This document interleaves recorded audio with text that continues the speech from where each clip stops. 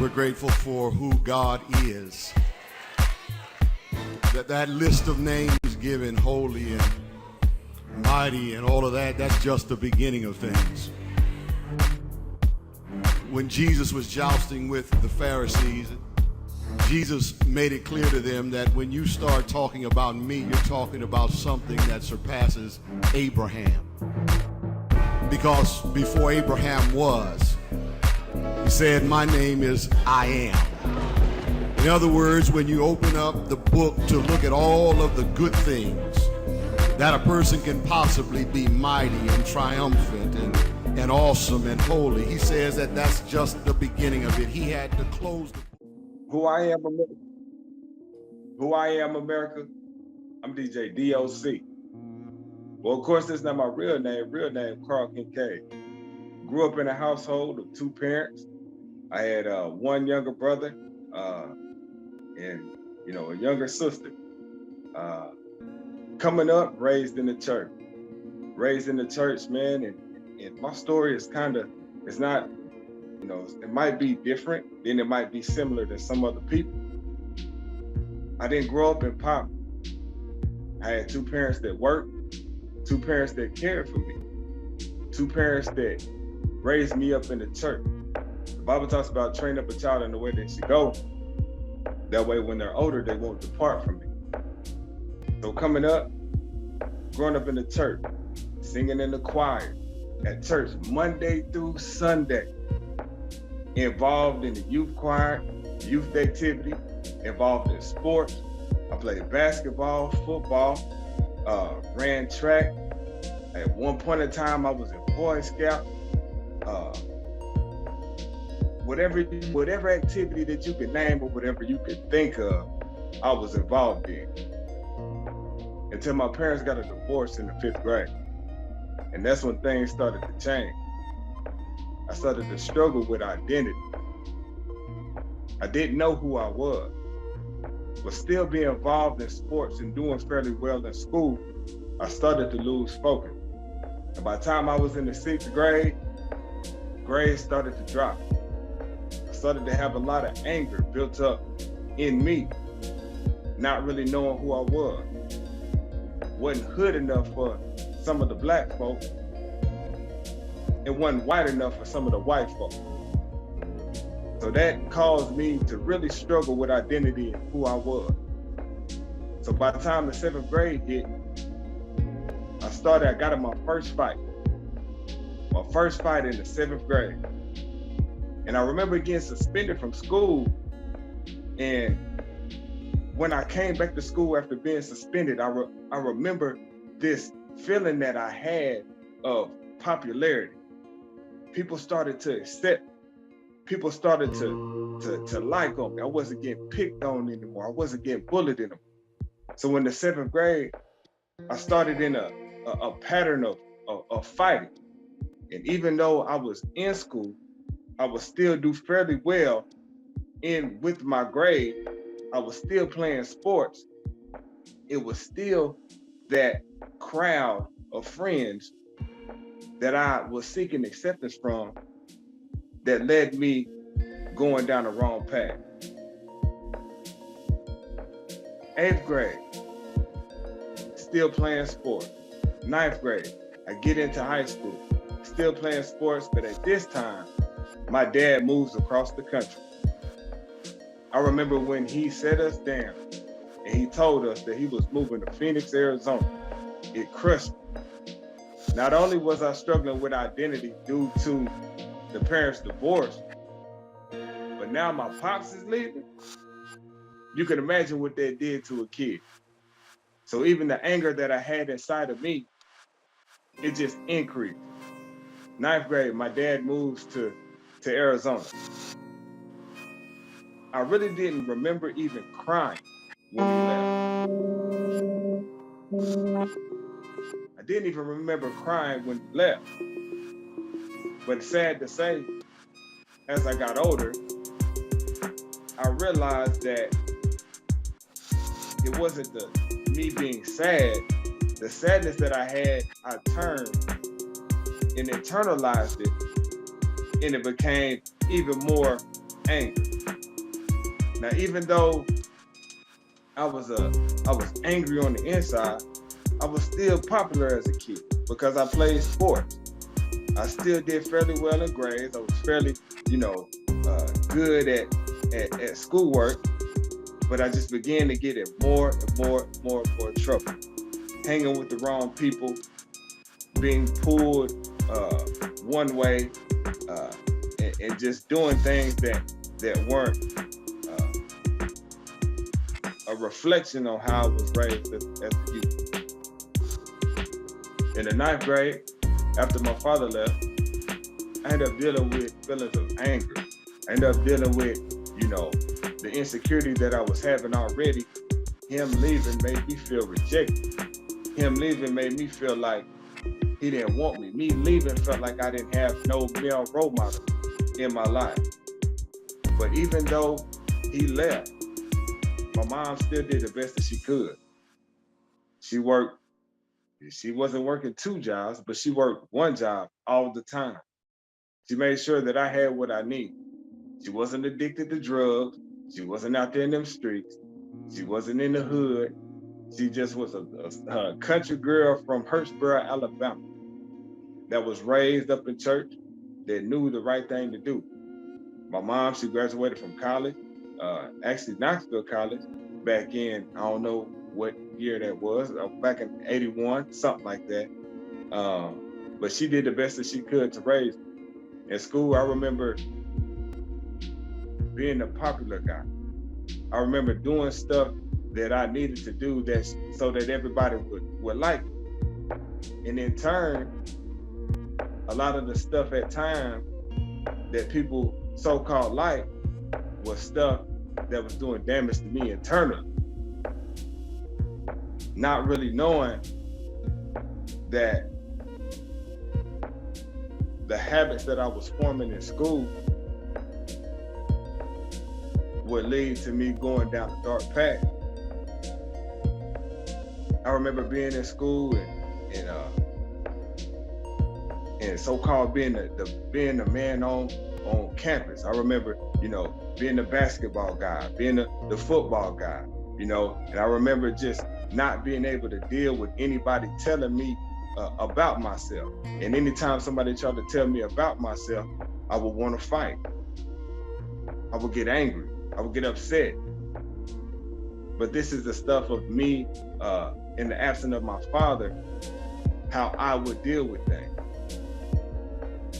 I really didn't talk to anybody about the stuff that I was going through. I just thought that it was, as a man, you were supposed to not cry. I thought as a man that you were supposed to just keep your feelings in, keep your emotions in. So I started gravitate towards people who weren't necessarily doing the right thing. I remember I started smoking weed when I was 15 years old. Started smoking weed, started drinking, started partying, but all in the same time, being in school, it was like I was conflicted. It was like I had friends who were dropped out of school. I had friends that was living the street life. I had friends that was out there shooting people. I had friends that was out there robbing folks. But on the other side, I had friends also that was doing the right thing. I was conflicted. It was like how people say you got the angel on one side and the devil on the other. I was conflicted. I didn't know which one I wanted to be.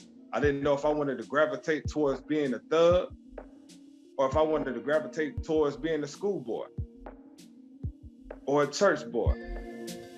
So what they did was I started to try to navigate both worlds. And what happened is it ended up turning me into somebody that I did not like.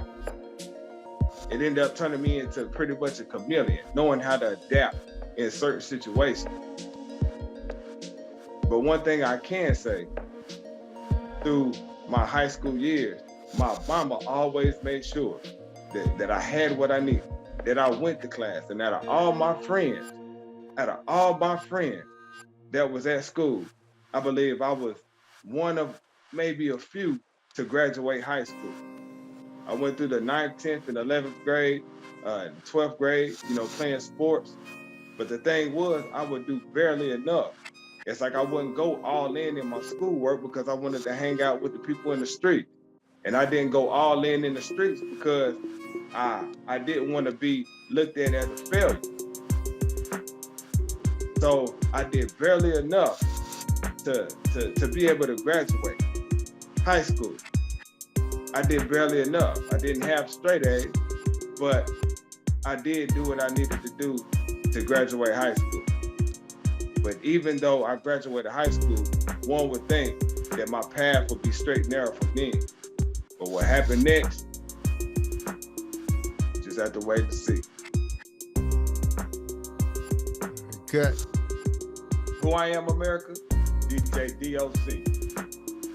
Government name, Carl Kincaid.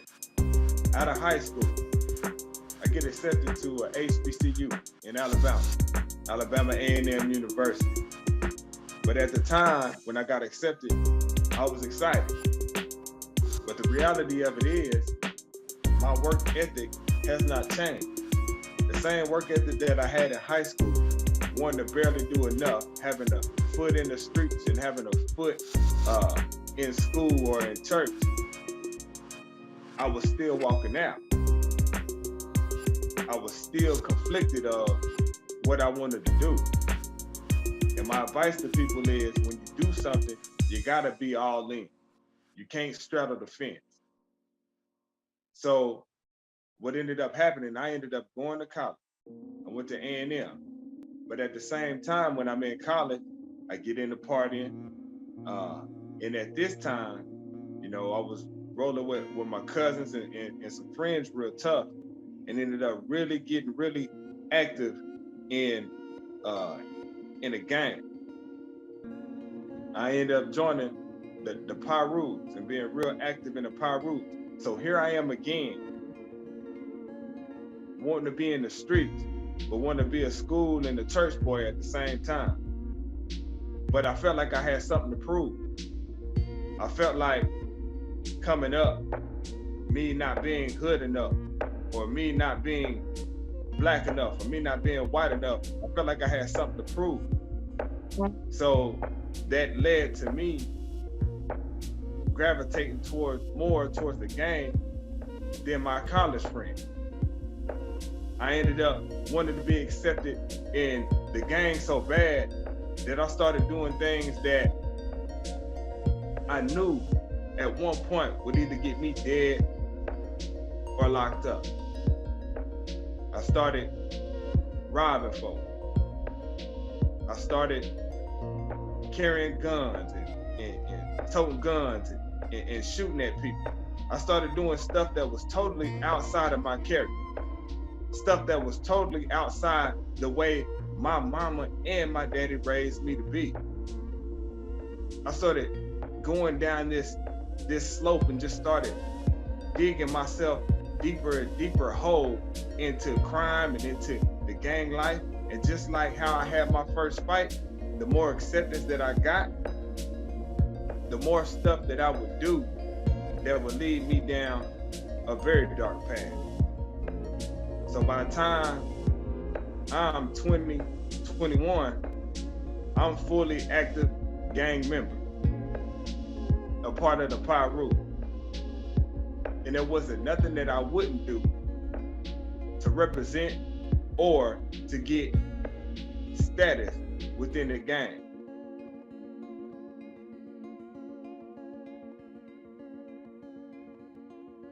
My bad, I paused for a second. No within problem. the gang. Yeah, go ahead. So what that led to me is I started first time going to jail. I was walking down the street from a friend's house. The police saw me. They had some thefts in the area, and I was walking down the street with a sawed-off shotgun in my pants. The police pulled over, checked me, searched me, found a gun on me, and that started the roller coaster of incarceration. So at that time, first time incarcerated, you bail out. And at that time, I thought it was okay. I thought it was just a little slap in the wrist. So I started to do more and more things that would lead me closer to prison. So I was still conflicted. I was working a job, but I wanted to be in the street. I was going to school, but I wanted to be in the street, which eventually led to me dropping out of school the second year and working a job here and there, little grocery stores or little warehouses. Couldn't hold down the job because I wanted to be in the hood, you know, addicted to weed, and at this time doing cocaine, doing pills, uh, just living a full-fledged street life. But there was always something in the back of my mind that was calling me to stop. So I ended up in Alabama. I ended up leaving and moving back to Knoxville in 2006. I ended up moving in with my mom, you know, to try to, you know, be somewhere where somebody loved me. Because the time that I was in Alabama, I felt alone. Even in the midst of having all these friends, even in the midst of being part of a gang, I felt alone. So I moved home to be where people truly love you. If you have family, if you have a mom and a dad, cherish them. Because at the end of the day, family are going to be the ones that'll be there. They'll be the ones that'll be there through thick and thin. So I moved back home in 06. 06, get a job, working, but I'm still in and out the street. So I ended up one day catching a robbery charge. I caught somebody at the gas station and attempted to rob me. I didn't get anything, and we fled, but they ended up putting a warrant out for my arrest for aggravated robbery. So at the time, really coming through school, not having a good work ethic, not taking care of business, doing this stuff that is manipulative and just getting in the pattern of, you know, not handling business, caused me to go on the run. I went on the run from the police from 2006 to 2008. While between 2006 and 2008, still just trying to live a double life. Calling myself, you know, being in the streets 1 minute and trying to go to church and be in church the next minute. But one thing that I can say is through this time, it's like I started to hear God's voice. It's like something was pulling me. And it's just at the time, hanging out and doing drugs and robbing people, you know, at the time, it just didn't feel right anymore. And all I could do was just remember the things that I was taught growing up in church. The things that, you know, we was taught, the 10 Commandments, thou shalt not steal, thou shalt not kill. And when I look at it, I'm doing the very things that go against God and what his word says to do. So in 2008, I ended up getting caught. They ended up catching me. I went to jail for 2 months while fighting this case, and they put it off. They put the case off, the court date off 2 times, and the third time that I went to court, the witness didn't show up, so they dropped the charge. But the thing about it is, I played that role in jail, like I was Mr. Christian. I played that role in jail that, yeah, I'm gonna live for the Lord. Lord, if you just drop this charge, I promise I'm gonna live for you. I played that role like a lot of us do. But God gave me grace and he gave me mercy. And he dropped the charge and he let me go, hoping with the hopes of that I would do right. I get out. No more than a year later in 2009, I catch another robbery charge. But before I catch the robbery charge, it's like I'm trying to inch closer and closer to God. It's like I know this stuff that's happening is not cool. I'm seeing people that I know, you know, get killed. I'm seeing people that I know go to prison for a very long time. And I know what I'm doing is not right and it's not pleasing to God. So it was a war going on in my mind. So in 2009, I was facing an eviction. So instead of me working and earning money, like most citizens do, because of a drug addiction, because being addicted to drugs, uh, I would spend the money that I got very quickly and just go out and rob somebody else or try to come up with a quick scheme to get more money. Well, what that led to me doing is in 2009, going and robbing somebody at a gas station. But see, this robbery was a little bit different because before I did it, I was playing worship music in my car. I was going to church on a regular. I was trying to do the things that God wanted me to do. It's just the pull of the enemy was just so strong. And I remember catching a robbery charge in 2009 that resulted in me going to prison. I went to prison for an aggravated robbery and ended up doing 2.5 years on an 8-year sentence. And what happened next? Gotta wait and see. Who I am, America? DJ D.O.C, also known as Carl King. But where I am today, God has completely transformed my life. When I got out of prison in 2015, man, I just started to live for Him.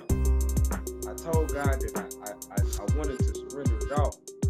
And so when I got out of prison, just ended up living for Him, getting in the Word, seeking Him, doing things His way. I ended up getting a job. I had my own car. Of course, I had a license. Out of prison, I ended up getting married in 2016. I have a 11-year-old little girl, and also since being out, I've had a 3-year-old little girl, and also just had a little boy. And God has completely transformed my life from where I used to be to where I am now.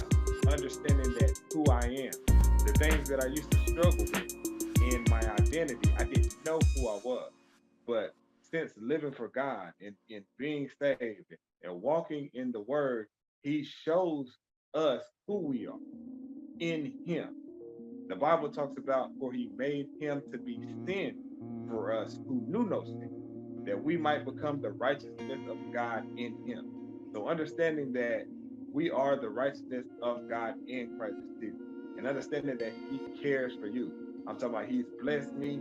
It's been a promotion after promotion. I remember, when I got my job, I ended up being promoted to assistant manager within a month, and then within a year being a manager of a store. We're talking about somebody who was just in prison for an aggravated robbery is a manager of a rent-to-own store, dealing with money, dealing with checks, and doing audit and stuff like that. Just God totally overriding every natural circumstance. And I promise you, if you put Him first, you'll see what He can do in your life. Going on from being at a rent-to-own store to obtaining my own show. I'm a Christian DJ, and I go by the name of DJ D.O.C, which stands for Dependent on Christ. He ended up giving me a radio show in 2019. It's called Jesus Beats for the Street. It comes on Sunday at 1 p.m. Me and my wife have bought a house. I'm working a job now that is quadruple times in pay of the job that I had when I first got out of prison. I'm over the evangelism team at my church. Me and my wife do ministry together. We feed the homeless. We just do all sorts of outreach, man, and just giving back to the community. It's one thing to talk about, and it's one thing to have the jailhouse religion. But one thing I encourage brothers to do is to, when you get out, to really seek God, to really give Him your all, to really do things and live life like He wants you to live. And I promise you, you'll see what He can do. I'm a living testimony. I went from being an insecure little boy to, through adolescence, to fighting, to being addicted to drugs, to joining a gang, to going to prison, to getting out of prison. And God has totally transformed my life. I can't say it enough. Give your life to Christ, man. I promise you, you'll see what he can do. And it's not even just about what he can do for you, but it's about honoring him and being grateful for the things that he's done for us, for loving us so much that he sent his son to die on the cross for our sins, that we could never repay him. But understanding that he loved us so much that he wanted to be in fellowship, wants us to be in fellowship with him. So just since then, man, it's been a lot going on. Being able to be a family man, DJ, minister, evangelist, husband, just God has just really turned my life around. And I owe all the glory, all the honor, and all the praise goes to him. So I encourage, if there's a young brother out there right now who's going through it, who you feel alone, you feel like there's no hope in sight, you feel like there's no light at the end of the tunnel, I promise you, God cares about you. The Bible says to cast your cares upon him, for he cares for you. I promise you, don't give up. Don't give up hope. Lean on God's everlasting arm. You hear me?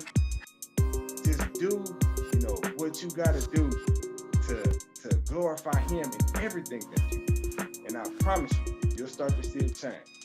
So that's my story. DJ D.O.C. Be blessed. In Jesus' name.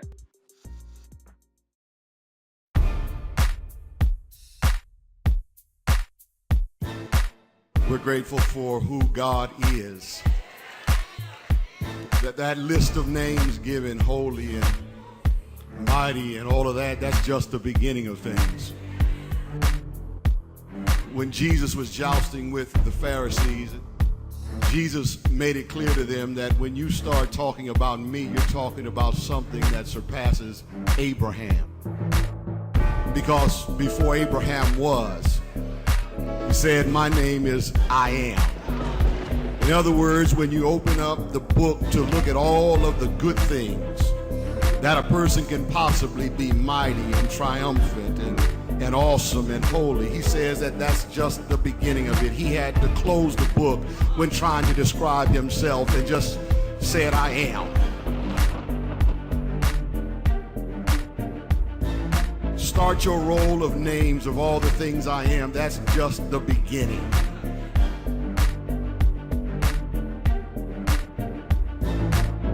There is no single word that encompasses all that God is. That's why when you are on his side, when you make a commitment to him, you can't possibly lose.